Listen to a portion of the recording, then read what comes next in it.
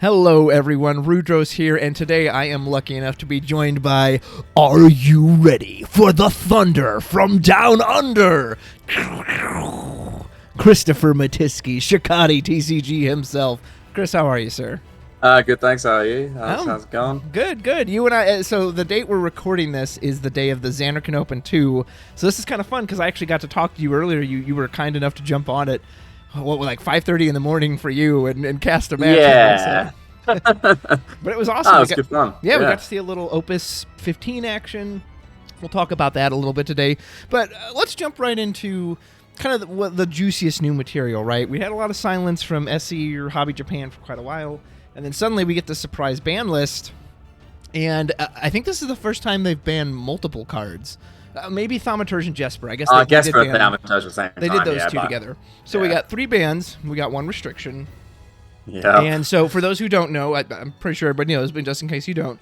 So the 3 bans were Doga, Stern Leonis, and Mione. And then Sophie was restricted or limited to 1 card in a deck. Okay, it's pretty much the only way to solve a non-digital card game when the meta gets into a problem state, basically, because you can't errata cards. Yeah. So the only way to remove polarizing things is to take them away entirely. Yep. Yeah, agreed. Yeah. So as far as what was actually banned, I'm going to let you start overall. So just overall, before we get into the specific cards, were you satisfied with the ban list, or how did you feel about it? I was curious if they would ever do restrictions. So I'll talk about restriction first, just because this is an interesting one. Start with that. So, and we've actually talked about this before. I think the issue with restrictions in a game like Final Fantasy is that we have the damage zone. So if you limit something to 1, already restricting something is a weird sort of topic anyway, but the fact that, if you have something at 1 and you just happen to take it in damage, then, there's a chance every game that you just don't have access to that card at all. True. And that's, way higher if there's only 1 copy allowed. Maybe because Larsa exists, maybe they don't care about that as much now, but that is my biggest concern with the one-off thing. Like, it getting removed by Miss Dragon or, it being harder to find, that's all fine, whatever. There's plenty of ways to revive it, all that. So, it's perfectly feasible to still have a Sophie and be able to, play it multiple times. And it's nice that you can't do it, all the time now. But, yeah, just the random chance that, especially if you're playing like a mirror match, and you take Sophie's damage and they don't. Like, that completely changes the match for no discernible reason, basically. Yeah. That's what I don't like about restrictions. But other than that, that obviously Sophie had to be hit. And, ban. I think the reason they didn't ban her is because she's a legend. I think they are deliberately avoiding banning legends. Yeah. They've never said that outright, but pretty much everyone in the community kind of assumes that. Everyone always says, well, it's a legend. They won't ban that. They won't ban Neo X Death because it's got that legend marker. And so I was thinking about what you just said about the restriction. You are right about the damage zone.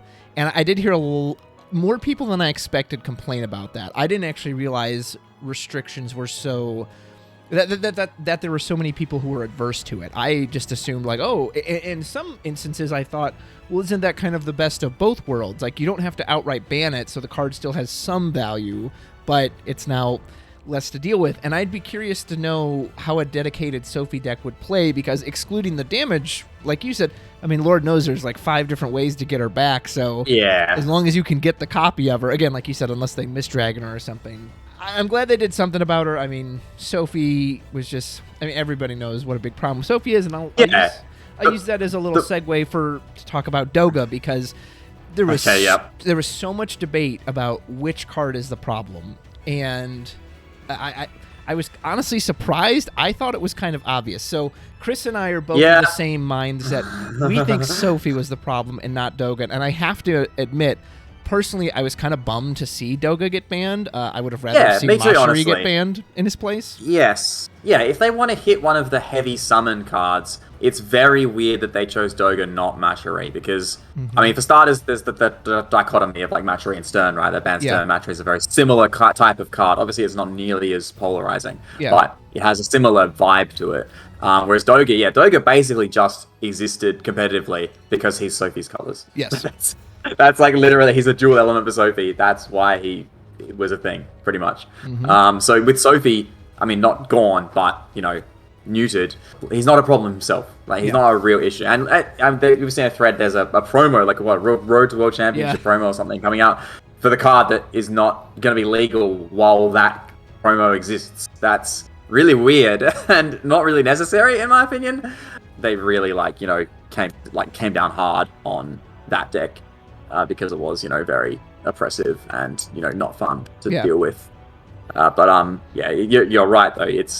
Doga was a weird choice. It feels like if they were going to hit something else besides Sophie, the Matari is a much more reasonable or more logical sort of attack. Agreed. Well, and I know a lot of people have only ever seen Matari in Doga, which is understandable because it was so popular. It was obviously the strongest deck in the format. However, at least I'll share my experience, folks. I've played against other decks that use Matari. Even as recently, I had someone in Opus 15 do Rydia Terra deck. Yeah. And it's still just as awful. There was still this feeling of Matari hit the field. It's like, okay, I can't interact with you anymore. Now I have to jump through 5 hoops. All right, let me target that. Yeah, I'm going to bounce it. Okay, well, before you do that, I'll stack another hit. Yeah, okay, I'll bounce it anyway. Fuck! I think Matari's... Go ahead. Sorry, I should just let you finish. Well, I was going to say, you're absolutely right. The bouncing itself thing, that's one of the big problems with it. So the fact that it has its inbuilt protection for itself and whatever else you have, that is... If it couldn't do that, it would not be as impressive or as annoying. Like I said, so last set I was actually sort of saying, we don't need to worry about Matari too much. Like, Sophie is the correct ban. If Sophie's banned, Matari is not really a problem by herself because summon heavy decks do have actual weaknesses. Sophie covered them up, but without Sophie, they actually do have things they have to deal with.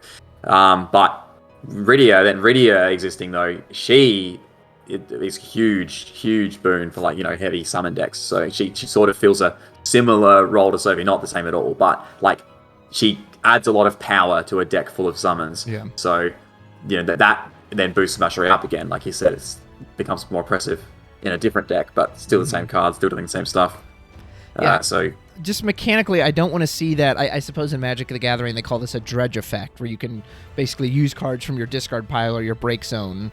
I just don't like that. The 0 CP cost on it, is the problem. If it cost 1 as well or something, or something like that, then it'd be a bit fairer. Or once per turn would be nice exactly. Or only on your turn, some kind of restriction. Instead, you can just do whatever you want. So I personally would have rather have seen Matari banned over Doga. And the thing is with Doga, I like it as a concept. And again, if you don't have Sophie, if you don't have this insane turn 1 play of Doga, Ursula, Sophie, I've still got 3 in hand. You've already taken a point of damage. You're going to 5 next turn unless you do something about it. That Doga, yes, he's free, but I think the deck building cost of having so many summons comes into play more, and that Doga now has to hit you 7 times, or his friends have to hit you. They can't just, no, I'm going to pass my turn and kill you that way. Yes. So it really bums me out that, and again, also, please, go ahead. Go on. Well, I was going to say, I was surprised by the number of people who targeted Doga, and I wonder if that's just because Doga is the first thing they see, is that's the very first card to come down. Go ahead. I actually reckon also because most people refer to the deck as Doga. Yeah. I don't know if that actually played into it or not, but I do feel like the amount of people that refer to that deck as Doga, and the reason they do that is because that distinguishes it from, Sophie decks of the previous set. Polite Sophie, as you called her. Not necessarily. Yes. I mean, I still always called it Sophie just because I want her to be the focus. She's the actual deck. She's what makes the deck good. Yeah. But, so I think because there's so much talk of Doga, Doga's beating me, Doga's best deck, Doga's winning tournaments, all that. Maybe that played into it a bit and sort of put the target on him more than maybe makes sense in some respects. But there was another thing I was going to mention about him. So they actually mentioned in they added 3 cards at the bottom. They're saying, his cards that we might keep an eye on. And one of them was Sildra, and that is a good thing to keep an eye on because Sildra is one of the things that also covered up one of the weaknesses of the summon heavy deck, where it's it's a summon which gives you the 2 forwards or characters or whatever, 2 things that you can basically convert the summon into the bodies that you need to actually be able to hit your opponent. So that also would have actually been probably a more logical hit than Doga too. I like Sildra though. I get the idea behind it. I'm not opposed to it as a a concept, but as a design future proofing, it's a card that prevents a lot of things existing. You have to be really careful when you've got a card that searches 2 cards at once. You have to be really careful not to release 2 card combinations that are very strong that can both be searched by that. And when it covers an entire element, that can be a concern, and it's possible that they accidentally release things that now suddenly becomes crazy. So that's something I personally struggle with as far as when I look at bans. It's always hard for me to target anything but what I consider the problem. So, for example, Guido Barrel Eye. It kind of bothers me they banned Guido because by itself, Guido's a crappy card. No one even wanted to touch that card because by himself, he's terrible. Barrel Eye is what enabled him to do this. I can just wipe your board however much I want. And so part of me is like, well, why don't you ban Barrel Eye? He's the problem, but they attacked Guido. Similar, you brought up one of the cards they're looking at is Fat Chocobo, and I've been going I've been going to bat for my birds. Okay, I'm gonna have a little burbs rant here. I hope you don't mind. Because I've had so many people, go ahead. It can draw you 5 cards. And I was just like, yeah, it's been doing that since Opus 9. It was never a problem. As someone, folks out there, I know some of you may have just started Opus 14. I'm going to play Chocobos. I've been playing Chocobos since the game started because it's my girlfriend's favorite deck, so I test with it all the time. And Burbs was always an aggro deck that the moment it got hit with a board wipe, just lost because it doesn't do anything. It's just a bunch of average bodies that don't have any effects. So the Fat Chocobo was always fine. The problem was 1, Stern Leonis, 2, Bismarck. Yes, any card can become insane when you get to replay it 8 times in a game. Oh, we'll definitely talk about Bismarck at some point. We'll get to him, but just that's it just kind of bothers me that they're like, well, I don't know this Fat Chocobo card. I was like, no, it doesn't do any. Like it's done what it's always done. The issue was its one weakness, board wipes. You had this stupid guy who was like, oh, I just ignore those now. You can't kill me with damage-based board wipes.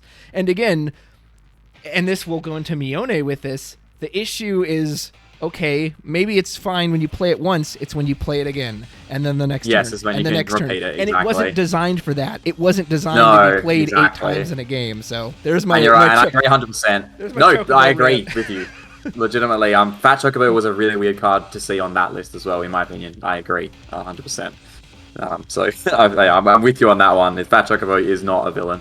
The villain is other cards. You hear that? He's our friend. Don't attack the fatty. So we touched on Fat Chocobo. Do you want to go into Stern or Mione next? Since they both kind of work with him. Let's go Stern. Because Stern's I think Stern's basically the unanimous one. Yeah, right. I think most people agree. He had to be banned. Like that card, there's basically no other way to solve what he does to the game other than just take him away. As we mentioned, Matari has the similar thing where you have this free effect that you can use as many times as you want in a turn. And the big problem, the even bigger problem with his protection that keeps him on the field as well. Like, at least Matari, if she has to bounce herself, you have to replay her. Yeah. Whereas Stern can just buff out of range of Susanoo or any other, whatever removal you want to use it in, like a 9 chemical or something, other stuff too. Randomly comes with Brave too. Yeah. For the whole board. And he's got the whole board. Like I could maybe see it if it was 1 forward, but no, it just gives it to the board. I was like, what? Yeah, and the one that so this is something I brought up in a video as well, but I'll repeat it here because people haven't seen that, just because I think it's actually super relevant. And I think it's a really subtle point about him that isn't quite as obvious, is the whole odds evens thing. So the fact that Stern not just makes all your stuff cheaper, which is obviously insane, but it also turns all your odd cards into even cards, which means you can play them without using backups. And that means suddenly all these odd cost cards that up to this point have always had this inherent sort of subtle weakness that you can't play them without backup. So you can't play them turn 1, you can't play a lot of them in a turn efficiently.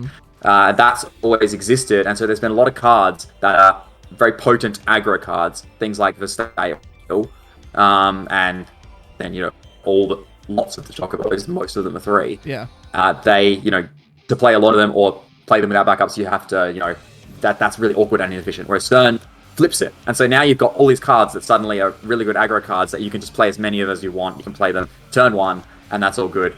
And that, Chocobos was the biggest example because they all happen to cost 3. And then, Bismarck is all costing 5. That was another. It just happens to get, chucked into that too. And that's so huge that for any of these Chocobos or Chocobo Knight, they all become Azana. That was always Azana's thing, is he was a 2-cost who just replaced himself. Yep. Well, now you've turned them all into that. And that is huge, pitching a single card and getting Chocobo down. Now you've only lost 2 from hand, whereas beforehand it would cost you 3 because you had to pay those extras. Like that, I think that's what's so insane to me about this card, and it makes me wonder how they ever even printed it, was that I mean, he could have had just that cost reduction text alone, and he would have been kind of nutty in some decks. And then you put these insane action abilities on top of it, like.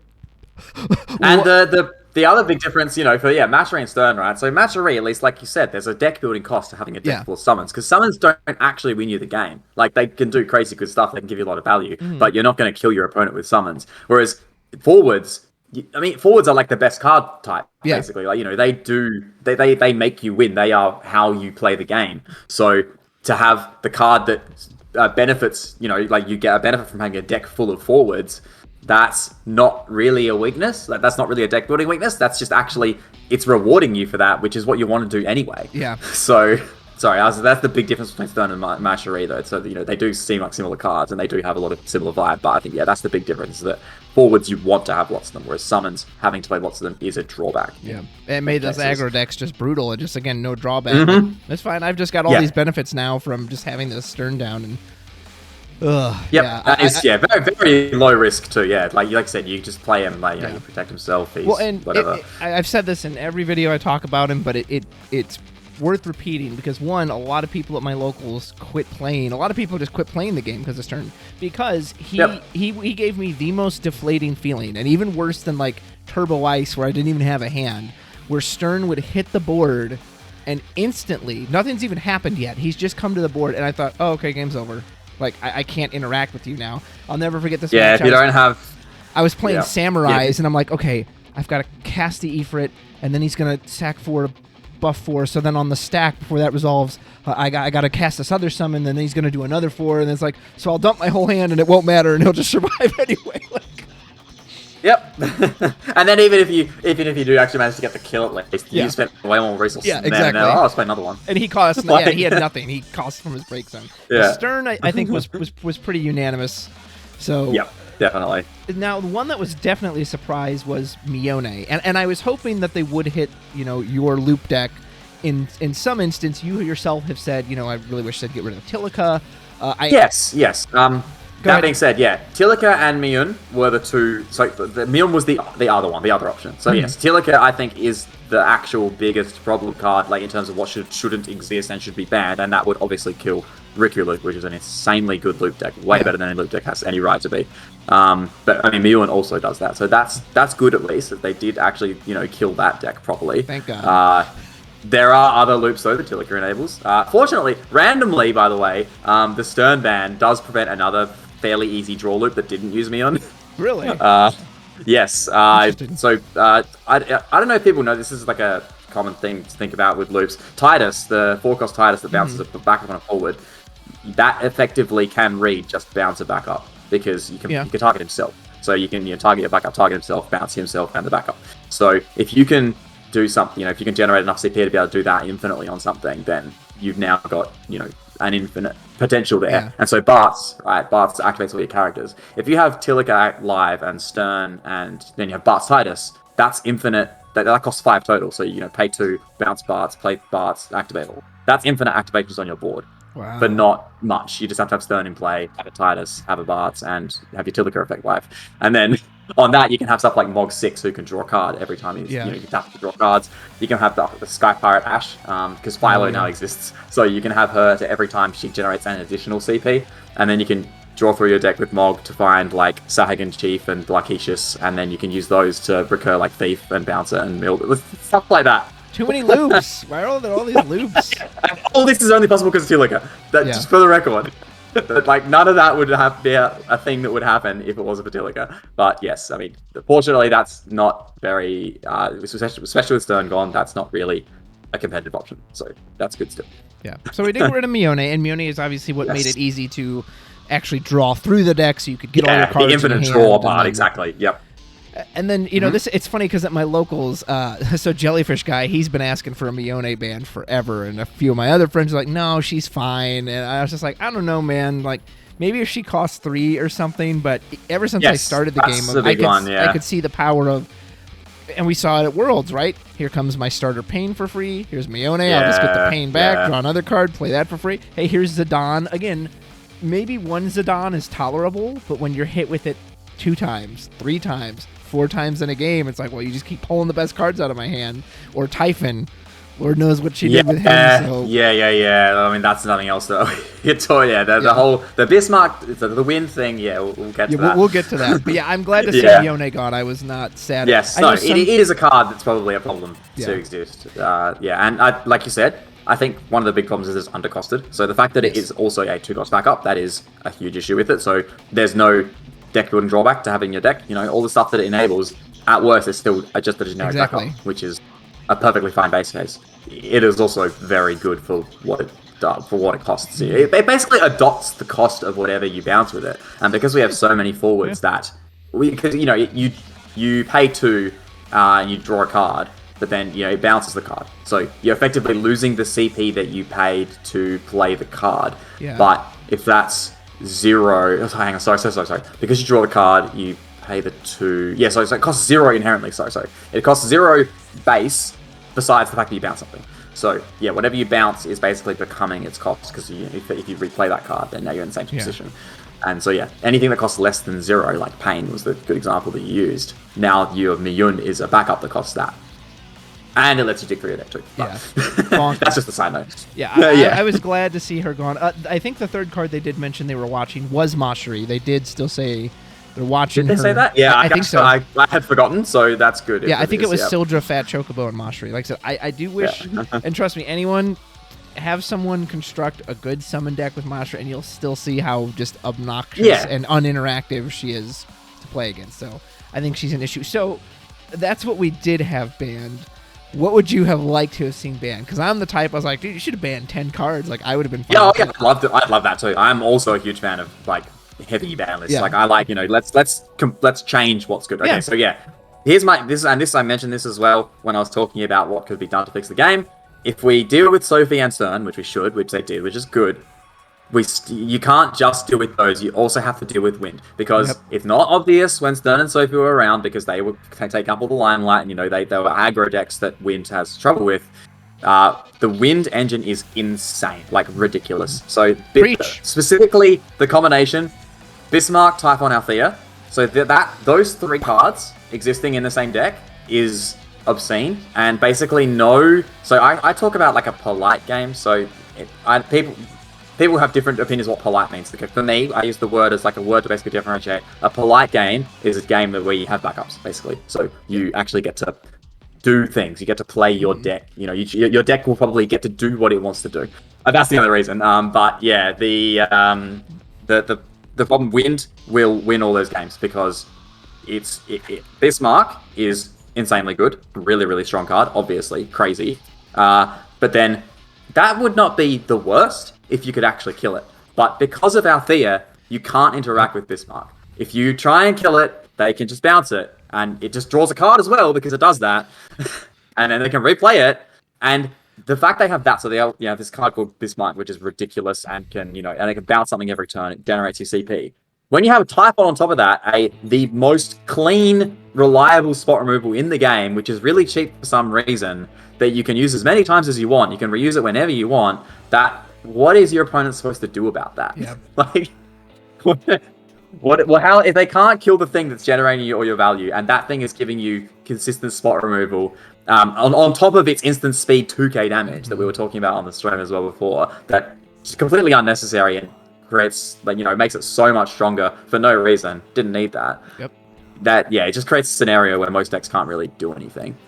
They just are just completely outpaced, completely outboard controlled. Althea was my biggest card. I honestly almost would have rather seen that instead of Mione, although I'm glad Mione kills the loop deck. Yes. And I don't think I was having to argue with someone recently about Althea, and they were saying it's fine. Like, it's, it has to wait a whole turn before it does that. And it makes me, the card is insane, because here's the thing. Yes. And I'm going to quote you, because you said this, I think, in your Opus 13 quick review. And sure. This has been stuck in my head ever since you said it. You said, FFTCG has never been about doing something your opponent can't do. It's about doing it so efficiently that even if they stop the thing you're doing, you still come out ahead. So, again, really think about this with Althea.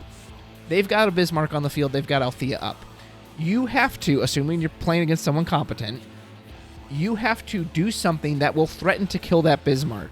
which might be a combination of 2 cards. You might not have just a 1-card kill. Then they're going to Althea it back. Now on the stack, you can do another card, but even if you successfully do that, you're coming out behind. You have now spent however much CP and cards from hand to take out this card. Their Althea is still there, so next turn it comes up. Now they'll just protect the next thing. Like, it doesn't matter even if you can, I'll do it on the stack. You will always come out behind Althea, and that drives me insane. Exactly. I'm glad you brought that up, because I think that is a huge point about the game in general that needs to be hammered home. And yes, you're absolutely right that Althea does create that scenario. The big problem with that, so this is my thought about Althea, is that you shouldn't be able to use it during your opponent's turn. So I actually don't mind what it does for Wind when Wind is like playing with itself, basically. So I don't mind where that it lets you, I'll use it on my Ochu to then be able to replay Althea, replay Ochu, and that gives me like my casting count for stuff like Rosa and Alexander, all these, what it does for Wind as like an arch type in terms of its sort of plays and synergies and combos. I don't mind that. I actually think that's okay. Like, it does have a cost involved in that. It costs 1 to tap it, and then you have to replay. That's another 2, and whatever you play, depending. It's not that easy for that to be hyper efficient without extra cards. But yeah, the fact that you can use it during your opponent's turn, you can protect things, and in particular Bismarck in this case, that's where it's super degen. Like you mentioned, it creates a really unfair scenario that's very hard to play around. One of the issues might also be that 3-cost backups are very hard to kill, and this is also an issue with Tilica too. There's very, very few ways to deal with 3-cost backups in the game, or any backups less than 4. That being said, even then, Althea would still be hard to deal with in that respect, because if it's up, it can save itself as well. So it's insane. Even then, and so like you said, Althea, I absolutely would want banned as well. I agree. That is a card that probably should be banned. So, and that would Go ahead. I was going to ask. I was going to mention. So Bismarck, as I've said, Bismarck is absolutely ridiculous, insane. They clearly probably don't want to ban Legends, especially one that just came out. Yeah. Understandable. In that case, Althea, safe hit. I don't think anyone will complain about that card being gone. Although I would be curious, and I'll pose a little question here for anyone watching this video, and Chris, you can tell me your opinions. So there is this stigma that, they don't want to ban Legends. I am personally of the belief, I don't care. I don't care what the rarity is. Is it a dumb card to play against? Then get rid of it. I don't care if it's a common. I don't care if it's a rare. So I'm just genuinely curious, you and anyone else watching this, do you care about that? Do you also believe, it's a legend, so I don't want someone to pull it from a pack and then it's worthless?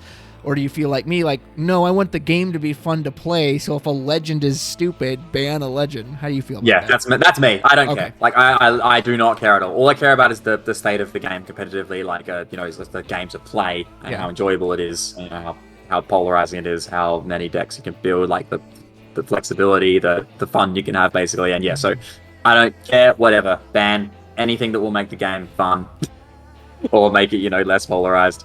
That's good. I get... The funny thing is, collectors don't really want to... a lot of collectors don't care about playing the game that much, so for them it's not a problem either to ban a legend. And they might be the people that care more about legends. But, for them, the ban shouldn't affect them, really. Yeah. I understand there are people out there who have tight budgets. They're the people that they have only a small amount of money to build a deck they want to build, and if they go buy some legends, build a deck, and then the next week they can't play it anymore. That is, of course, and that is very sad. That's annoying.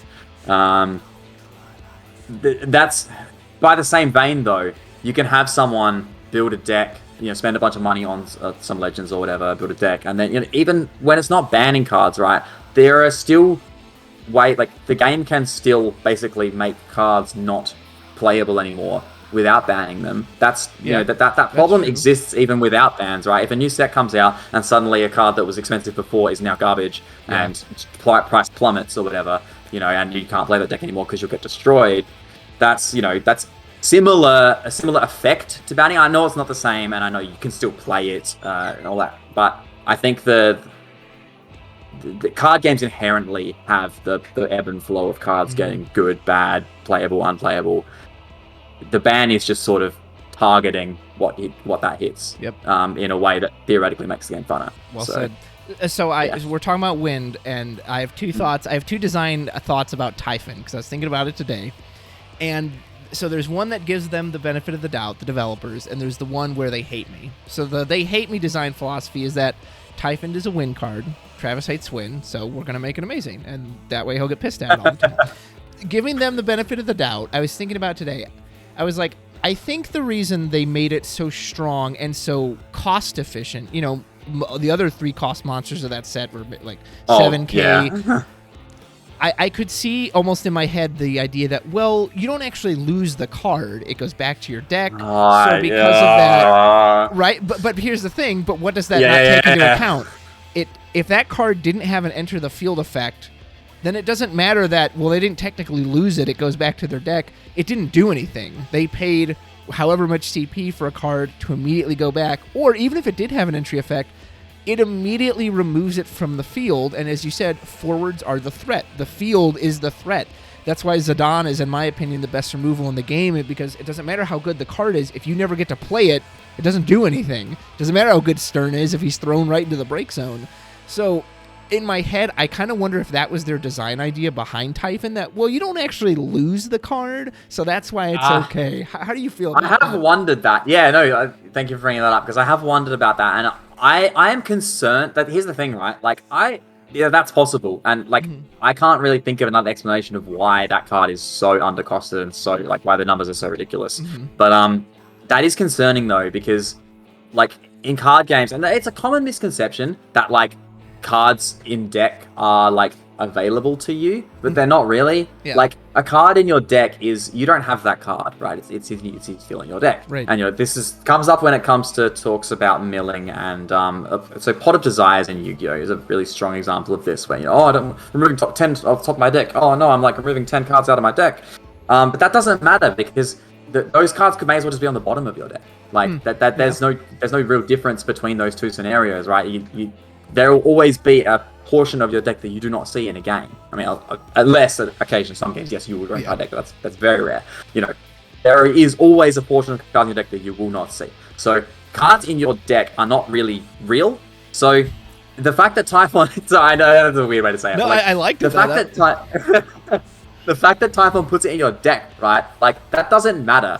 All that matters is that it's not part of the cards they have available anymore. Like, it's not on their field, like you said. It's no longer there. They don't have it in their hand, like there's still not an option they have. It puts it far enough down as well that it's not even immediately a problem next turn either. Exactly. I think the reason they did that is because of the damage zone. It does create a kind of funny, weird sort of like modulation thing, where you sort of sometimes try and like do the right amount of damage to like hit the card that you type on into the damage and stuff like that. I do find that kind of funny. But I think if they'd instead made it like 2 cards down or something, I don't know. The damage lane makes it really hard because you have the power over what to do about the top cards of their deck. But I think maybe if they wanted that, what you mentioned to be the reason it's a bit cheaper, what they should have done instead is maybe say like remove from the game at the end of the turn, put it on top of your opponent's deck, something like that. That so it kind of forces it back into their hand then in that sense. So then it does have that case of, yes, you've removed it off the field, but they will have it available again. You might still have to deal with it again. But the fact that it puts it far enough down that it does not matter. And in fact, that makes it even better, because if it was breaking it, it would be it could trigger a break zone. Exactly. In this case, it's very similar to removing it from the game, and that's a huge difference between breaking and removing. So and he's on an 8,000 power body, which is huge. Yes. What? And then the other thing is, too, and look at all these other monsters even we just got recently, used to have stuff like Thunder Drake, and these that always say, well, I'll hit a 2 cost or less, I'll hit a 3 or a higher. But Typhon just is unrestricted. Again, it's just completely unrestricted. No, I'll just hit whatever I want. Doesn't matter what it is, how big it is, how small, it's gone. That's crazy. Yeah, and it's really funny, really weird that it happens. So for starters, it has the body. And of all those monsters, the fact that you need 3 backups of the color, that's, in a lot of dual color decks, that's hard to do. Like, that most of them seem more aimed at monocolor decks. But wind is the one element basically is the one element that can have a very comfortable dual color deck that will usually just have mostly wind backups. Yeah. Because of Northstarland, that is one of the main reasons. Northstarland can always just search a copy of the other color you need, and then you're solved, and you can just do whatever else you want. But the Typhon is also, of those monsters, it is the one that's most likely to be a forward, just for, without having to worry about it. Like, you'll just be a forward sometimes. Even funnier, it's in the element with Althea. I mean, this is just a cute random thing. The fact that you can have Althea as your 3rd win backup, if they try and use some kind of forward removal on your Typhon, you can bounce something else, not even the Typhon, and it's no longer a forward, and now that the removal fails. Like random stuff like that. It just has all these extra benefits on top, just for whatever reason, it doesn't need them. Well, I was thinking too, there's nothing that counters its effect currently. What I mean by that, if you had something that enters the field like Opus 11 Nyx, and he says, hey, break a forward, you can't use that on your opponent's Arden, or if someone uses a Titan that says, you can't break my forward, it doesn't go anywhere. But you're not bouncing it, so the Tortoise Sea Gilgamesh doesn't work. You're not breaking it, so none of that. So there's nothing there is no forward that will survive that effect, unless you like cancel it with Amaterasu. It's going bye-bye. Ability protection. Yeah, exactly. So like Rosa or But there's no forward that just says, no, I'm not affected by like being returned to my deck. So yeah, literally, exactly, definitely that. Yeah, and that, and so its similarity to removal. That's another like remove from game is the other effect that's like that, and that's why one of the reasons Shantoto is so insane. Like it's not just the fact that it's a board clear, it's a backup, it's rainbow. It's that it removes from the game, so it's reliable and will basically always do what you want it to do. Like every other board clear, something can get in the way, like something can deal with it. Susanoo does damage, so you can buff them. Other ones like break ones, like I said, there are cards that can't be broken, or you can play summons that protect things from being broken, stuff like that. But nothing protects from being removed from the game. Yeah. So and like I said, same thing with getting returned to deck. Nothing protects from that. Yeah, you nailed it. Would you want Bismarck and Typhon banned? Let me clarify that. In a dream world, I would like Bismarck banned. Okay. Typhon without Bismarck, look, it's strong. I think it would be better. It's undercosted, but it's not the end of the world. There, every element has. No, sorry, that's actually a lie. Most elements should have something that's above average. Like it's good. And wind does have trouble, or did have trouble with spot removal previously, and that was actually a decent weakness. Like that was a nice weakness for wind to have when it has a lot of other things going for it. Yeah. So that's the annoying part. But yeah, if you can't reuse it easily with Bismarck or Althea, then it's not nearly as much of an issue. I said that in my annoying. Yeah, I said that in my set review with Alex Hancock's was that I wish I'd gotten to play in an Opus where I'm only dealing with one Typhon, because again, one Typhon I think wouldn't feel so bad, but it's when it's getting returned every turn and I'm every single turn, it's just like, oh my goodness. So yeah, I think that would make a big difference if Althea and Bismarck weren't there. Yes, exactly. Yeah. And I think, Bismarck does have a lot of other problems. Like, Bismarck just creates so many issues. And so this is the funny thing. I'm actually sad about this. So Sky Pirates is, a deck a lot of people are playing now because it's, it's a new archetype. It's got some good cards. Like, Philo is really cool and Pinello is really awesome. Like, the Varn from last set. And the Varn from this set, I don't have opinions of it yet. But anyway, that's a cool engine and stuff. This is really cool, actually. Yeah, it's good design. But we don't get to see how good that engine is really because it's in the wind deck, right? It's still just a wind deck, and this was always the thing with wind since Opus 14 that you can basically play whatever you want with it, and it will beat anything that's not wind in a polite game because of the core cards that we've already talked about. And so if you've got the Sky Pirate deck, I'm do some Sky Pirates. That's cool, and that is cool, except that all your power is still coming from Bismarck sitting there doing whatever he wants, and the Typhon dealing with any threat, and the Althea protecting everything. Like that. That's still the focus and sort of still what's controlling the game. So it would be nice to, if you got rid of all those, it would then be nice to see how the actual Sky Pirates themselves actually perform, as they're the sort of limelight as the star. And there are some other things like that as well. But yeah, that's one of the things I find annoying about that set of cards as well. Is they just sort of push decks into every win deck just becomes a deck that does that and something else maybe. So fantasy bans. What are some cards you would like to see banned? So Tilica, just because. Yeah, sure. Yeah, I mean, funnily, I seem to probably use it more than most people, but yes, it shouldn't exist. Well, yeah, surely nothing good can come of that card, right? No, nothing. I was going to mention this. Yeah, so you were talking about Guido and Barreless. This I actually disagree with this. I think Guido was the correct choice because their worry with bans is that they don't want to stop people. They don't want to take away cards from people being used. Like they have this real aversion to you can't use this card. Which is funny because certain cards existing actually does sort of prevent other cards being played. But that's another point. So banning Guido was good because no one cares about Guido, right? Like all it ever did was the Barrel Eye thing. Yeah, that's fair. So you remove it, all you've done is prevent the Barrel Eye thing. You haven't affected anything else.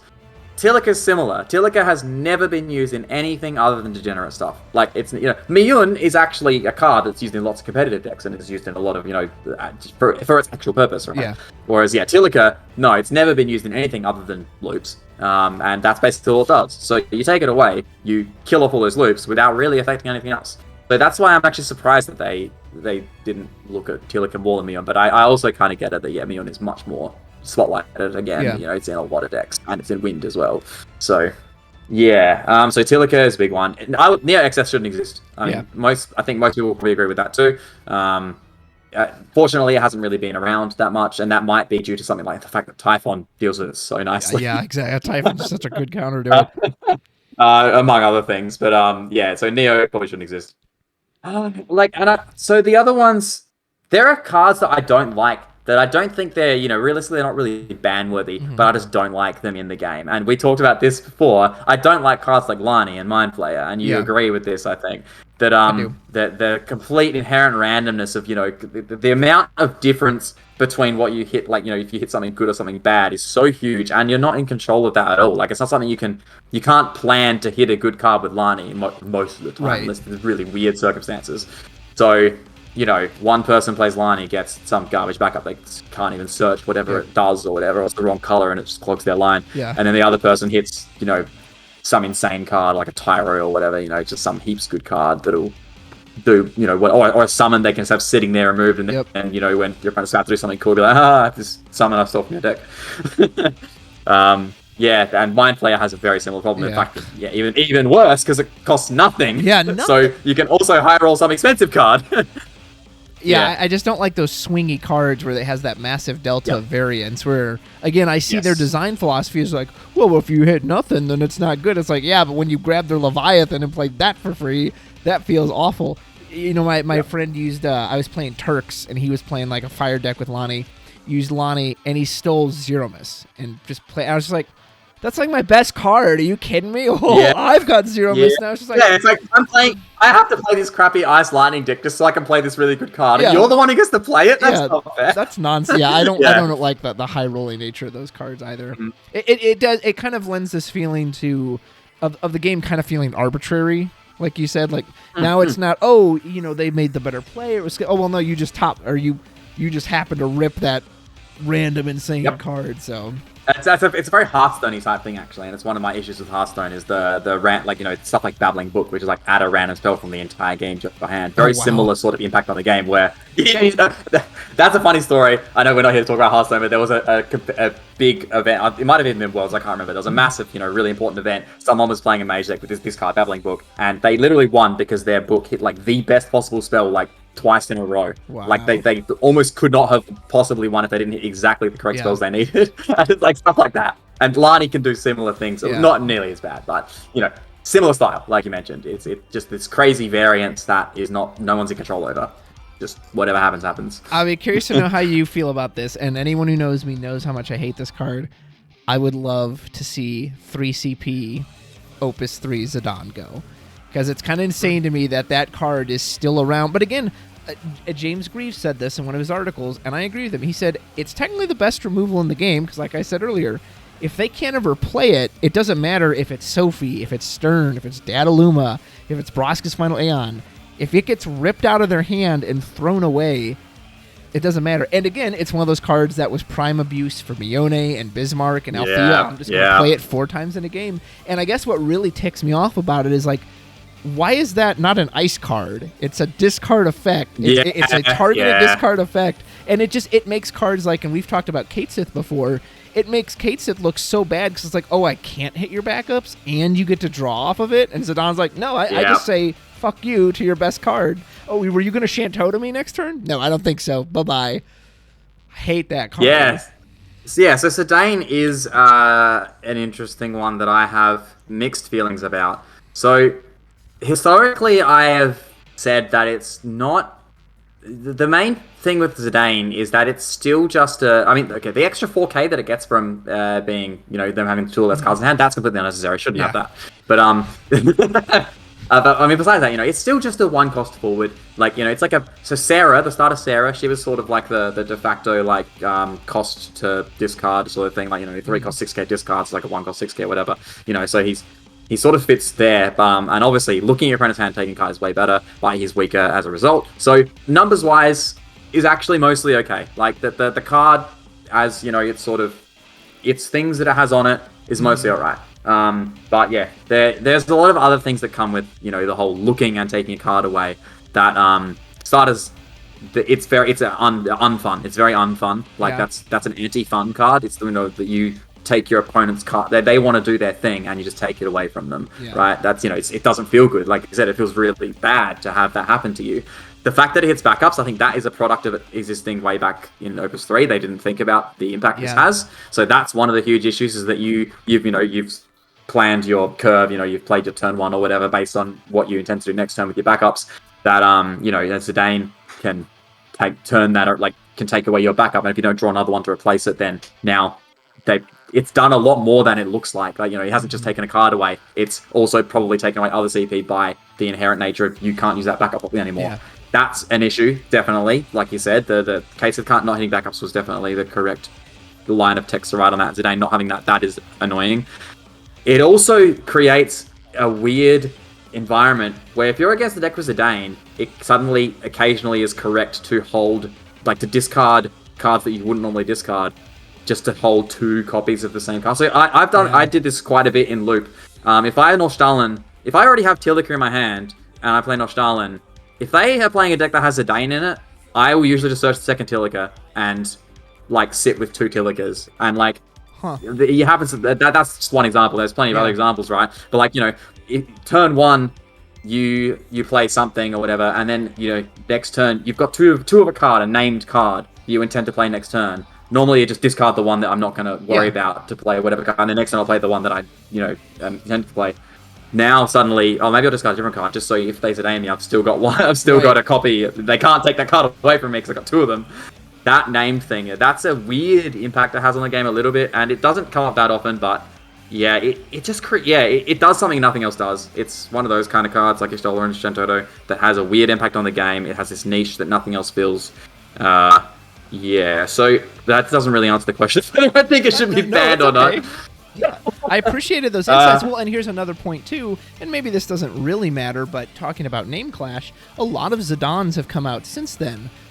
Are you going to play any of them over the Opus 3? I don't think there's any of them that are better. It's funny you mentioned that. I was thinking about mentioning that as well. Yeah, the fact that it's called Zidane is maybe it's good that at least that card is called Zidane, sort of thing. It's almost like it's like a consolation. It's like, well, if this card exists, at least it's preventing them playing every other Zidane. Yeah. That's a good or bad thing depending what way you look at it. It's a bad thing in terms of it's a good thing in terms of that it restricts their deck building, but it's obviously a bad thing that there's all these other Zidanes that are printed that we never see the light of day for that reason. And I think the 4-cost Zidane was the one who had the most sort of impact from that. The Opus 6 legend that could return something to their hand or like rip a forward out of their hand or something. When it attacks, take one that can activate something. Yeah, that one. So that one probably got hurt by that the most. But also actually the dual element Zidane. The dual element Zidane is actually pretty decent and cool. It's a neat card. Never seen play because why would you?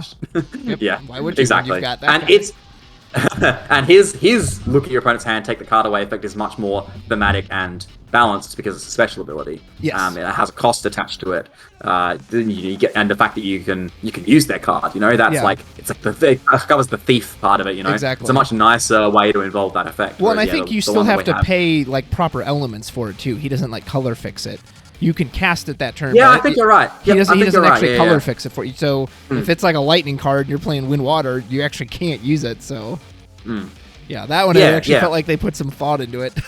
Yeah, exactly. So so now you mention it, maybe if Zidane just disappears, that'd be fine because I don't think it would hurt anything. Like there's no strategies that are There's no like healthy strategies involved, that are around that Zidane. Take that Zidane away, it won't kill off any deck's existence. Yeah. It just takes something away that's sort of annoying. The fact that Bismarck can bounce, and that's obviously another problem again. And it's just always going to happen. Every single win card, as long as Bismarck exists, this is going to be a concern. So you kind of you said something there about Zidane at the end, and it's going to segue us into the next card. I'm very curious because Zidane isn't key to any strategy, right? But what is he? He is a generically good win card. He is, you've seen these decks before that there's no other way to describe them than they're called good cards of the deck. It's let's just jam a bunch of good cards in there. I kind of felt that way about the recent, Earth, Wind, Storm. It's like, well, it's Susano, it's Mistdragon, it's Amaterasu, it's Y'shtola, it's all cards that are just good on their own. So Zidane is a generically good card. How do you feel about generic cards or homogenization, and in particular, something like Nordstalin? Because Nordstalin, part of me would almost want to ban that card, not because I think inherently it's, crazy power, but like you said with just the Sky Pirates. Pirates, they're not playing the Sky Pirates. They're playing, I play Nordstalin, so I can fetch the Althea or fetch the Fiona. Again, if you're playing Wind, you kind of have to play Norse because it's same with you could argue Sarah, the Royal from Opus 13. So how do you feel about that? Or are you okay in saying, it's fine, it's homogenized? Well, this is an interesting one because there's another point around Nordstalin and this sort of discussion that I do care about a bit, and that's the idea of the consistency versus the actual power, or the problem, I guess, sort of. Yeah. So if there's an issue with Nordstalin, it's that not every element has something like that, right? And I've mentioned this before, that Lightning and Ice in particular have incredibly bad backup options. Yeah. You build an Ice or Lightning deck, if you go to build the backup line, there is not a specific set of backups for your archetype that is good, you have really bad options, a really bad pool of cards. And that actually has a huge impact on which elements you can build with and which elements are feasible to play, right? The fact that, Wind every single Wind deck can just play Nordstalin and some set of searches for it, and that's cool. That's a nice set of backups. I wish, rather than take Nordstalin away, I wish every element had that available. And I know, like you said, there's the homogenization. There's, now suddenly every Wind deck is playing this and that. And I think that's more, the Nordstalin one in particular, that's more a problem with Althea, I think, is the big issue with that. Okay. I think if it wasn't for Althea, that you wouldn't see as, only a small portion of the backup line would be Nordstalin. Well, you used to see Waltrill and cards like that. Yeah, exactly. And that's mostly okay, right? That's every element is going to have a small pool of backups that most of the deck's probably going to use, and that has never changed. It changes each set, but the idea that most decks of an element will have at least a few of the same backup, because just the nature of how it goes, that's mostly okay. I don't think there's an issue with that. So the whole thing with consistency and power, right? Hit the Althea, don't hit the Nordstalin, because consistency is not inherently a bad thing. It's just when what you're consistently doing is strong. It is degenerate or unhealthy or powerful. That's the issue with the consistency. But again, that's not an issue with the consistency. That's an issue with what the thing it's doing. The difference between 3 and 6 copies is huge. So if you only have 3 copies of a card, you're not going to see it every game. You can assume that there will be a meaningful amount of games and you will not have access to that card. So if that card is a build-around card, or if that card is important to your deck, now you've introduced a decent amount of variance in each game, whether you see that card or not. 6 copies, though, means that you can basically assume that you'll see that card most games. Yeah. And that means not only it takes the variance away, so I'm not going to do that most games. Also, your opponent knows that too and can play based on that, right? So consistency actually generates a more healthy environment overall, except when it gets used to things that are unhealthy.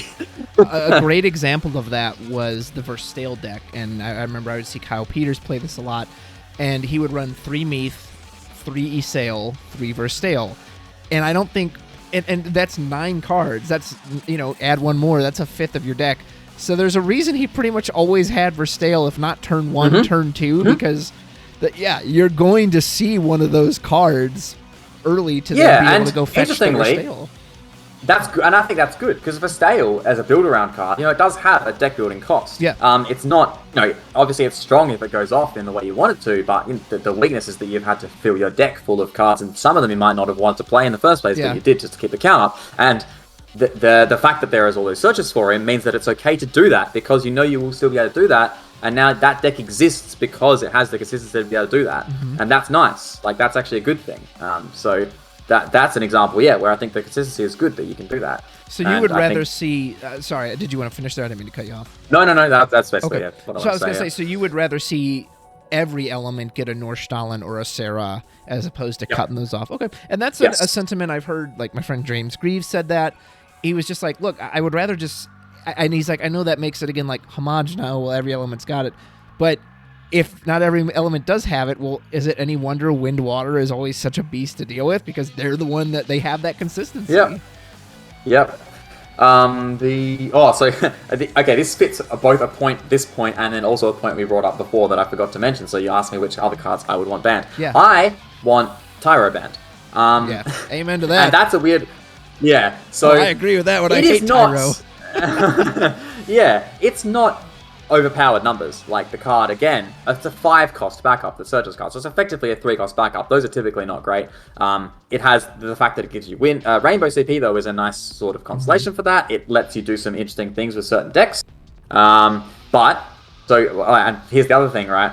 We talk about the difference between 3 and 6 copies. This is why so many decks, so many weird, interesting ideas or weird ideas or whatever, just default to Earth, because Tyro gives you the extra 3 copies of important forwards. Yep. So it can search any forward, right? So, and this is all stuff I don't have an issue with, actually. I actually don't mind this about Tyro. But what I do have an issue with is EX. That card burst. having EX on it should... I have never...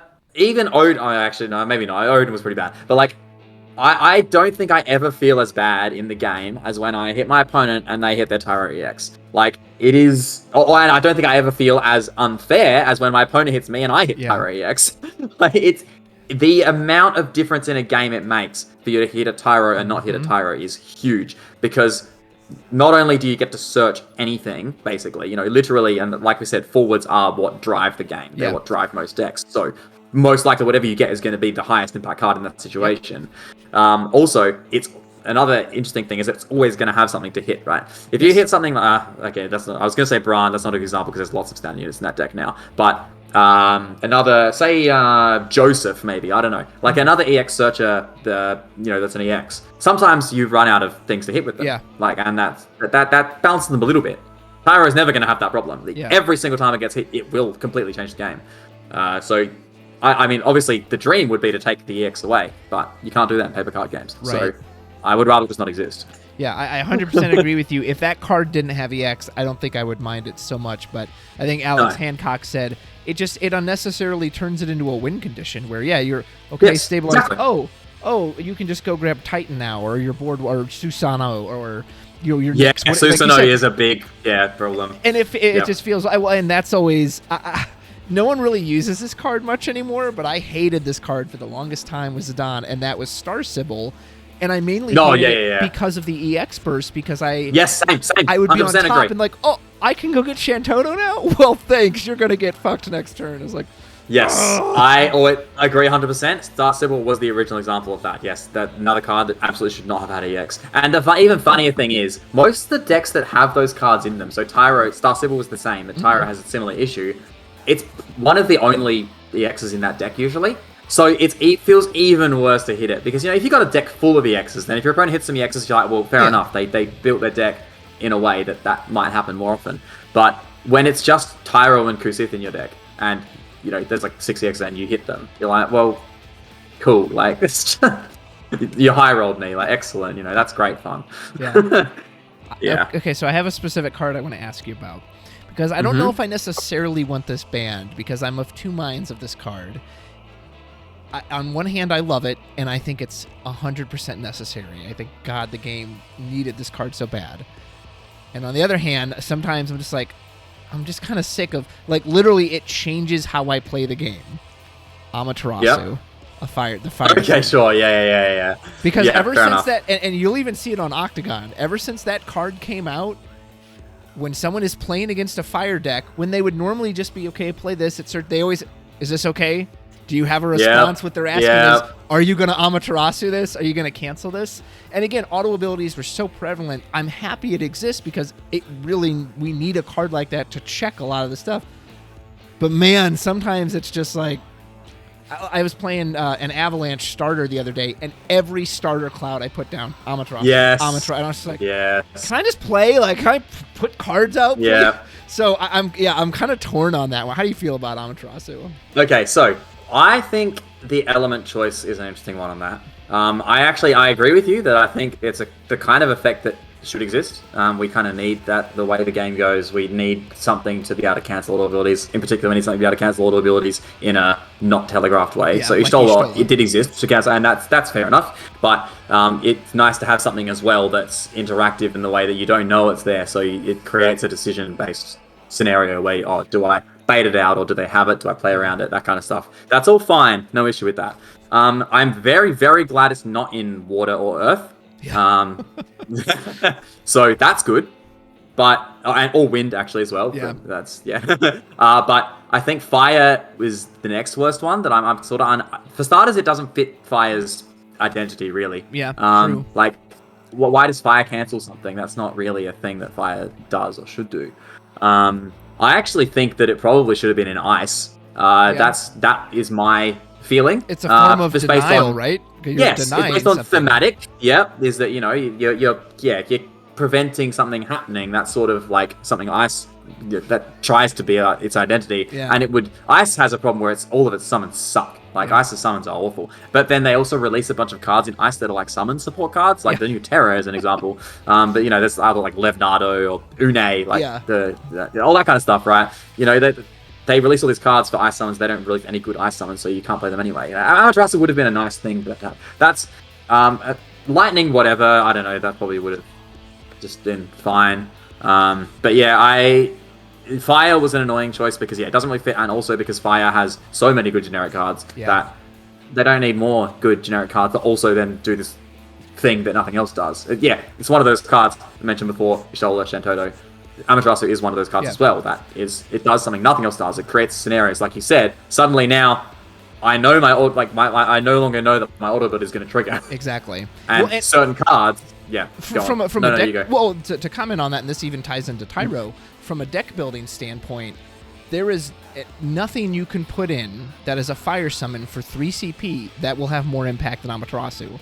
So you really have no reason to not jam 3 of those in there if you're running fire summons. Same with, that was my issue with Tyro. Because of the burst, you had no reason to not jam 3 100%. Copies in because at its worst, it'll just draw me a forward whenever. And so I guess, and maybe that's kind of where I was going with that Nordstalin point too, is you don't really have a reason to not jam 3 Nordstalin in. So it does kind of bug me that it homogenizes deck building. I guess that was actually a big point. That's okay. Yeah, thank you for bringing up the comparison between Nordstalin and Tyro there, because that is actually an interesting one. The difference between those two, in my opinion, right? Nordstalin is a turn 1 backup. It's a 4-cost backup that searches, so it's a 2-cost backup effectively, right? Tyro is not, and the deck building space between those two. So non-turn 1 backup is by far the most contested deck slot. You have very few slots available. So by Tyro existing and being an automatic 3-of, for all the reasons that you said, that like halves at least the amount of slots you have for this, sort of odd cost. And Althea is the other example, same thing again. Shantoto too. But like they sort of that in an already super restricted deck space, they now drop it even further so that you almost have no other options. And that means there's suddenly a lot of backups in the game that are maybe interesting or cool or whatever you don't get to play because they would take up a slot that you would rather Tyro. Whereas Nordstalin doesn't have that problem because Nordstalin is turn 1 backup. So you've got plenty of other slots, like at least 9 other slots that you can play whatever else you want. That's usually fine. I guess for me, that's the difference between them. Yeah, that's a great insight. I hadn't even considered that. I heard once, I don't remember who said it, but it might have been Eureka, but they talked about Shantoto and how, like, you kind of can't really consider Shantoto up. But yeah, it's not a backup because it's not a backup. That's not something, let me just turn 1 Shantoto, go ahead, I'll pass to you. It's even if you have to save it for a certain time. So yeah, that's interesting. I'm glad you... And it is, yes. And so I was actually going to make a video about that. I never got around to it. I was going to make a video about sort of like how to view cards in the way, like not like what's written on them. Like, cards are not necessarily what they say, basically. And like Shantoto, yes, it has the word backup written on it, but it's in the way that we see, like, what a backup in terms of the game, the way the game sees backups, it's not really a backup most of the time. It is a backup in the way that, yes, you can't play it if you have 5 backups. It is a backup in that, yes, it gives you a backup on the field when you play it, but in all the other stuff, backups are these things that we play to generate CP over time, and it doesn't fit into that slot. It does in deck building. It doesn't fit into the backup slot really. So yeah, it's a great point. So yeah, you're absolutely right about that. So that's kind of, I think, what we've touched on for bans. I will mention just a very brief point, just because it's a thought I had and I wanted to get it out there. And it kind of goes with Amaterasu specifically, but talking about bans, making the game healthier, a little mechanical tweak I would like to see, and maybe this is just me, maybe no one else cares, but it's counters. I really wish counters did not create a stack. And I think of something like Edge. So I'm playing Edge and ninjas. I put a backup ninja down, which is supposed to give Edge a shuriken counter. My opponent can Amaterasu Edge because of backup ninja. Or Lednar. Lednar can be killed by Amaterasu. The point of that forward is that you can't break me. Okay, but when you go to not be broken, I can respond at, like, I kind of wish that was just like a field effect of just like, no, you just have a counter, not, oh no, it creates this stack that, like, that's all Edge does. Let me throw my damn shuriken. Oh, before you get it. Gotcha. That is actually a really good point that I hadn't even considered. And yeah, actually, now that you mention it, like, that's relevant. I agree with that. Like, it is really silly that your cards, it's sort of supposed to be the mechanic of the card, right? It's supposed to be, this is its fuel. It's sort of, you have to do some things to get your card to do what you want it to do. That shouldn't really be something that then your opponent can, utilize to kill it easier than they could otherwise. Yeah, so no, definitely, I think I agree with that. I think that would be nice if it was like that. And again, like you said, it's probably a mechanical thing. They probably just did it because that's the easiest way to represent that effect. People have a lot easier time comprehending auto abilities and stack than they do field abilities that do something, because I've often wondered that, like, if they had like an intended design for a card, but they've changed a wording because, well, this is what they'll expect it, even though we kind of wanted it to work this way. And just recently, I tried out Magic the Gathering online. I did their arena, and something that really stood out to me was, they have a keyword called flying, which says this can't you have to also have flying or reach. But again, it doesn't like create a stack. It doesn't create this, well, it gains unblockable. Okay, let me respond to that and kill it. No, it's just a flying card. I don't know. I found that really interesting. So, I would counters. I would like to see just field effect. Not very fair. Very fair. I don't think I have any concern, any disagreement with that. And again, the stuff like the monsters as well, the counter monsters, it's nice. It would be nice if, you've got your skeleton or something, I don't know, and you play your third lightning card, and then if your opponent's like, oh, well, no, it's going to get in response to the counter, I'm going to kill your skeleton with some crap, I've got a 4 cost, I don't know, whatever. So that's probably never going to come up because whatever, who plays those cards? But it'd be nice if you could be like, well, I played 3 lightning cards, so can I please just sack my skeleton in response to kill your thing? Like, so, and another reason I brought up counters is kind of a segue. We're going to talk about Opus 15 a little, since it's pretty new, because the thing that the new crystal mechanic makes me think the most of is the counters, because they're similar in a way in that, you like count up crystals. They're different in that they're not tied to a character like the counters are, that they're this separate CP source. And I know Eureka was having trouble evaluating them. I've had trouble with that. I'm curious because, like, what are they actually worth? Are they worth 2 CP? Are they worth a card? Are they worth something else? Like, how do you see them? They are. Yeah, please. Yeah, they are worth which order you draw them in. So we talked about this on the stream again. Yeah. What they do is create a scenario. So these days, the pure value of things isn't so much it's not so much a scale anymore. It's just more like an evaluation part. So like we don't so much think of it anymore like, oh, this gives you 2, this gives you 3, or like this. We don't really compare CP values like that. Like the way the game is now with the amount of power level there is in lots of cards and decks, it's less about those like minute sort of things. The what's the exact value of this, and it's more about, does this give me lots? Does this give me not much? Does this do the thing that I care about? Does it not do the thing I care about? So like, as for the crystals, whether they are worth, how much they're worth is not really relevant, actually. It's just more whether you, is the benefit I get from, if I see this early, so I see the crystal generator first, then the crystal, user. Yeah. If I see them in the correct order, is that good enough to justify the other way around, where I will sometimes see the crystal user without the crystal, and that will be useless. Or the slight drawback of, if I'm playing a crystal generator backup, that's a bad backup unless I see the card that uses the crystal. So I think it's more my main concern with it is the order of drawing and how much impact that has, and it's got my first thing that comes to my mind when I think about that is Harley and Edward. So when Harley and Edward were, a good set of backups to play in your ice deck, the difference in drawing Harley first then Edward was that was much better than drawing Edward then Harley, but you're not in control of that really. Yeah. That's a great point. That's a really good point. Well, and, I was trying to... Robo Akbel, I think, is a really interesting card.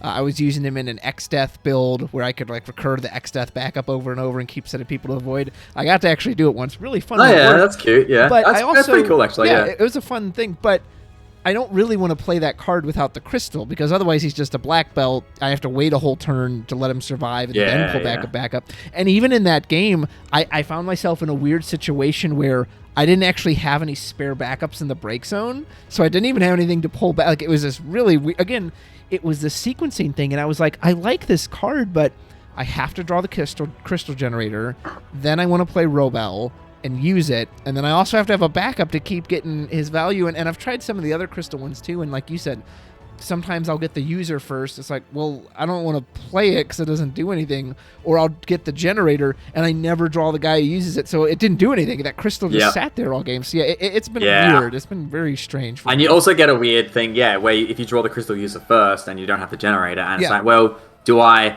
And this is a particularly problem at the start of the format where you actually want to test the card, right? You actually want to play it and see how it is. You sit there within your hand, you're like, do I just hold this and hope that I draw the crystal generator at some point, and then I can do what I want? But then if you never see that, then now you've just been discarding other cards and nerfing yourself because you're like, I want to play this card, this new card. It's got a cool effect. I want to see how it is, but it's wrecking the rest of my hand because I'm sitting here trying to wait for it to get a crystal. Well, so a perfect example of that is the Legend Kane. I went out of my way, I had the Kane, but I was like, well, I'm not playing him without the crystal because I'm not just letting my opponent get him.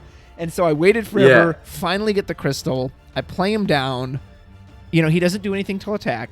He is, under cost or over curve. And my opponent, removed him on their next turn. I think they Typhoned him. And I was just like, so what did I do all that for? I didn't even get to use the thing that I wanted it for. Yep. Yeah, and Kane's a funny one as well because he's a legend. But it's funny that he, he's in Wind. So at the moment, again, what's the point of playing crystal stuff in Wind when it already does crazy stuff anyway? Right. We don't need any of that.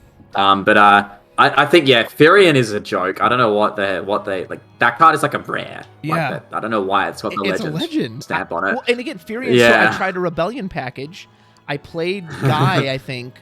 And I was like, oh, I can get... It was too early for Leon. He wasn't on damage 3. I think I already had Marie in hand, so I was like, well, I guess I'll get Firion, but there's no crystals, so he's just a... What? It was just so Even if it was a crystal, you'd be like, I'll get a Firion. Yeah, it's just a body, I guess.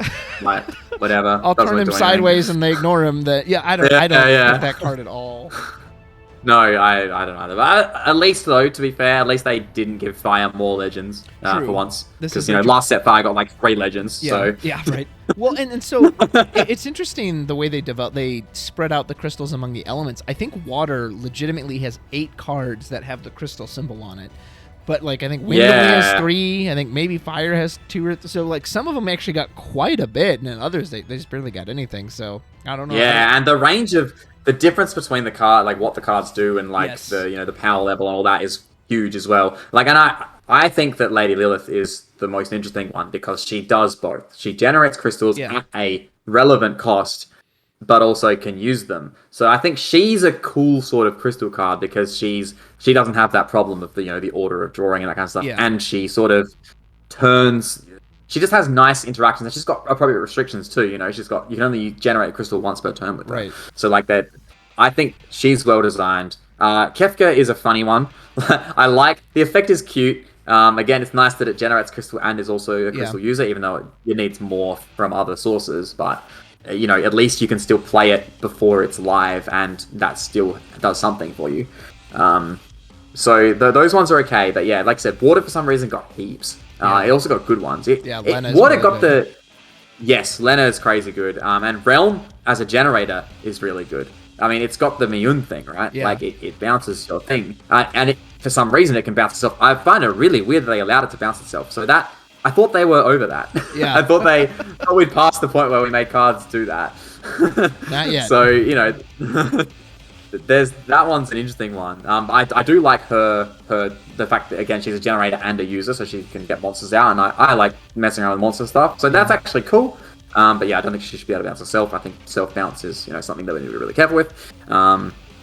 But yeah, the fact that someone else got completely shafted and have like basically nothing you want to do with crystals or whatever they do is very average, or they don't have good generators. Yeah.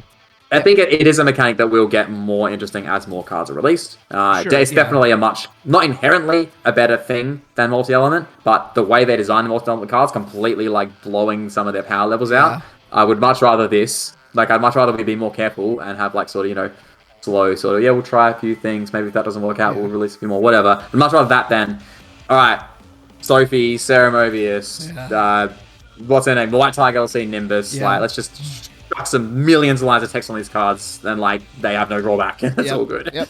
Pure gas. All gas. So that was crystals. Was there anything else about Opus 15 that kind of stood out to you? Any cards you wanted to play with? Feeling kind of meh on it? Good question. It's because the ban list is so fresh, like when we first looked at Opus 15, when I first looked over the entire set, I was seeing it all through the lens of what still existed at the time. And at the time, most of it, I'm like, man, this is mostly irrelevant. Like, this isn't going to change the game much. Right. I'm just going to put Laker Herboka in my loop deck, and that's going to make it even more consistent. But other than that, there's not really much going on here. There's a couple. The Rydia is probably the only thing that will maybe create new decks. Yeah. But then also Rydia buffs Sophie Doga, so... Thank God. Yeah, thank God. Anyway. I wonder why, and the ban, just to touch on that really quickly, this announcement was so soon after the set release. Surely they knew about it? Like, why not just announce that with the set release? As with of Opus 15. That would have been nice. Yeah. You can't. And technically, officially, it's not even in place until Christmas Eve, so you can still play your last couple weeks or whatever. Oh, really? I didn't even know that. Okay, a lot of people overlook that. Screw that. I'm playing with it. Yeah. So you can play Loop for the next 2-3 weeks until it officially gets banned.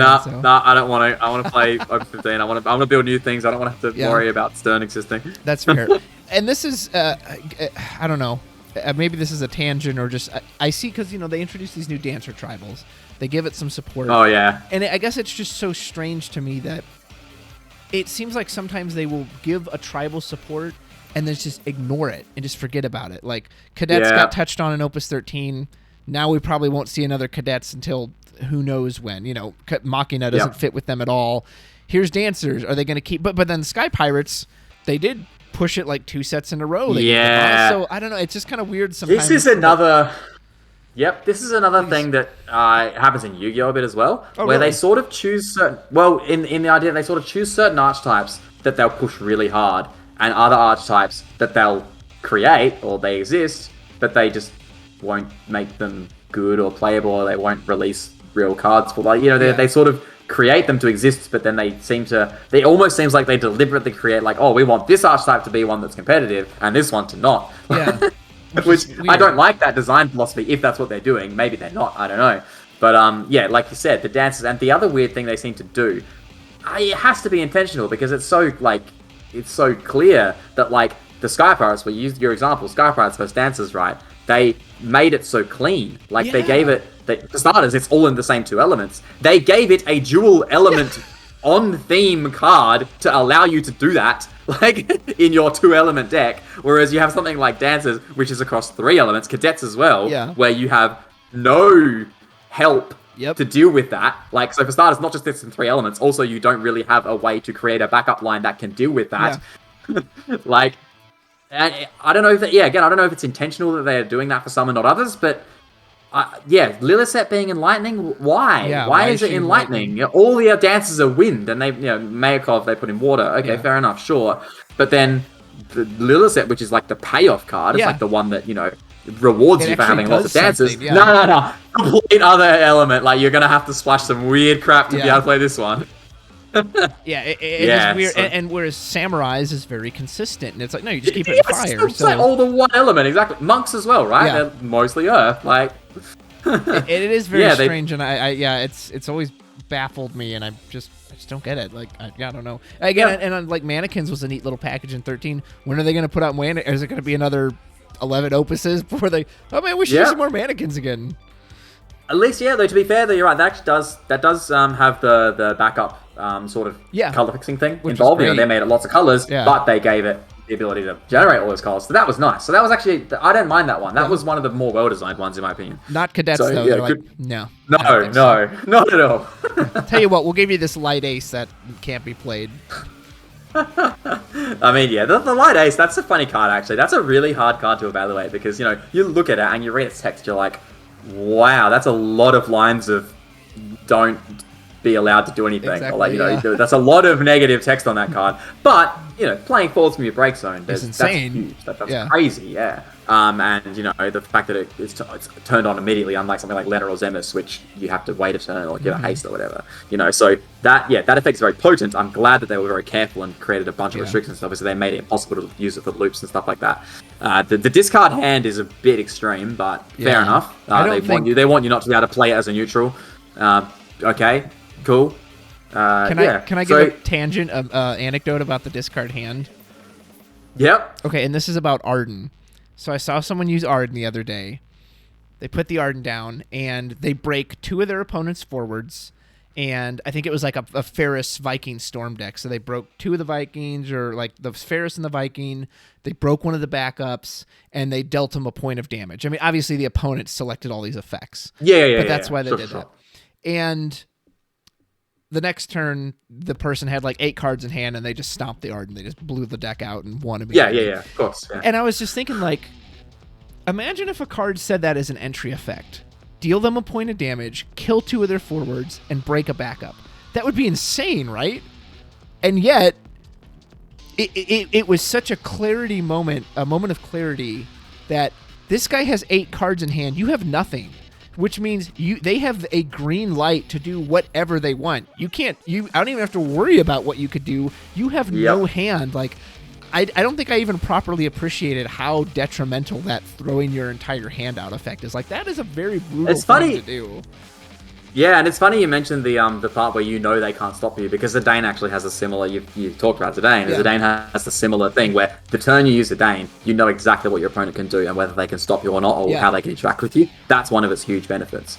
So yeah, that's similar. But yes, discarding your hand is, it's a huge drawback. Which is, that's a good thing for when you think about the design of cards like the 5-cost Sephiroth and Opus 1, where, you basically, you have to dump your hand to play it. So at least it's a 2 discard, but you also go to no cards, and that's a drawback for you. We can keep going matters. I'll just mention it anyway. Finally, Bismarck circumvents that. If you have a Bismarck on field, you can put your hand to 0 and end with cards in your hand, right? Yeah. You can effectively be at 0 for whatever the effect is, like the ace or the whatever thing you have that discards your hand, but then end your turn, now you have cards again, like you start your turn with like 4 cards or whatever. Another funny thing, Arden, on the topic of Arden, Bismarck allows you to start your turn with like 10 cards in hand, like no problem. Like, that's easy to do. Like, you end, bounce 1, draw 1, go to 5, their turn, they try and interact with Bismarck or whatever, Althea, bounce it, draw another card, draw 2 for turn, you have 10 cards in your hand now. Goodness. And it's not even hard to do. Yeah, exactly. So that Wind, of all the decks, Wind is probably the one that would be able to use Arden the best, funnily. Yeah, but, as if they needed that. Yeah, doesn't need to, obviously. Right. But yeah, no. The fact that, definitely the fact that your opponent chooses what it is, and that taking damage is an option, is what keeps Arden from being really oppressive. And that the fact, that's the main thing, because taking damage is not a problem unless you die. So, the kind of decks that will have enough cards to, make their Arden be good, like enough cards to have its effect reward you, they probably aren't dealing that much damage very often, or they probably don't have the sort of board that's going to threaten to kill you off of the Arden. So, often you probably, I mean, I've barely played Opus 15 yet, and especially barely seen Arden, so I don't know if it's the case, but it seems, at least in my head, that a lot of the time you'll be able to take a bunch of the Arden effects as just some damage, and you might hit some EXs as well, you might get some free stuff too, and that should, weather it a bit. That should keep its impact low for you, and they'll probably get hurt more than you. Then, of course, someone just Amaterasu the Arden, and they just basically want to go jump off a cliff. Yeah. That's when you do that. Okay, goodbye. Lose my hand, don't get to do anything. Excellent. Love it. That's incredible. With Stern gone, I think the card like Nox Suzaku is more interesting now. Yeah, I don't know if that'll be... I don't know if it's a good card or not. But they also released a couple of cards in Opus 15 that sack themselves. That you know, you could do that generically, and that's good. So that I can't remember his name. There's a Kingsglaive guy Axis. that when he enters Mills 3, Axis, yeah. Because I've been playing against somebody who's playing a Noxazaku deck. It's just all forwards, and they just they get the Axis out, sack him, then play Noxazaku for free, or you know. Yeah. So. I don't mind that. Like, I like Axis' design, and I like how he, you know, lets you turn on your Noxazaku easily. Maybe that is something that could be cool. I don't know. Haven't tried it yet, but I'll say I like I mean, we talked about the crystals with water and lightning having sort of water having sort of the best crystal stuff, and I talked about Lady Lilith. I've made like a water lightning sort of crystal monstery kind of deck, and like from, you know, just playing it initially, it seems pretty fun. Yeah. Like, admittedly, the main reason it's working at the moment is because it plays skeletons and thunder drakes, and everyone's playing like 2 costs galore, like Rydia, Palom, Porom, Vikings, whatever else. So that's probably a lot of what's carrying it at the moment, but maybe that's a good thing. I don't know. Well, and I hope to kind of tie this all back to the bans is I hope that we get to see more of that, is the fun decks. And I think that's what really bummed me out about those cards, was that you just couldn't play a fair deck anymore. You couldn't play an honest deck that says, hey, I just want to come in, put down my Scions of the Seventh Dawn, put out some Dragoons, like, because Stern and Mashri and Sophie and all these cards just completely turned that on its head, said, no, you're going to be dead in 2 turns, and oh, by the way, don't try to interact with me. I'll just stop everything you're doing. Yeah. And so I hope this is a sign that we can try things like Dancers. We can try, you know, these little monster decks and have them. They don't have to be top tier, be competitive, but I just want a chance. I remember one complaint I made with all this insane aggro of Versdale and the Chocobos and the Dogo. It's just like, what am I putting 50 cards in my deck for? Like, I see 40 of them and the game's over. What's even the point? I really didn't like that feeling. Yes. And I think, if Loop had, if there were more people playing Loop, you would have felt the same, like the idea that, you know, what you do doesn't matter a lot as well. Like, it's very similar to that. So I think that, the biggest concern, when I agree 100%, and I would love that too. So the biggest concern at the moment is wind, whether they're, you know, at least in my head, it's still very oppressive and very sort of strong. And if you want to play, a polite game, the wind deck is gonna probably demolish lots of decks. So hopefully that's proven wrong, or, you know, maybe it's not as bad as I think it is. We'll see. Would like to have seen, you know, Bismarck or Althea or Typhon or whatever. Althea probably the best option. Like, hit would be really nice, but. Yeah, hopefully we'll see a lot more interesting stuff now that, the really polarizing stuff's I'm hoping so. I'll give you one more anecdote on Loop, because I played against Loop in the Cure series, and, you know, he was at the turn where he was starting to go off on the Loop, and he'd already, even though I held, like, okay, I'll hold Amaterasu to kill the Riku, and he already, he's Zidane to pull it out of my hand, like, nope, not gonna let you do. So again, okay, well, I'll have this Ishto, I'll just Typhon bounce that away. It's like, all right, well, and so he starts doing the Loop, and while he's starting it, I was like reading a book or something, and I'm just like, is this what the game should be?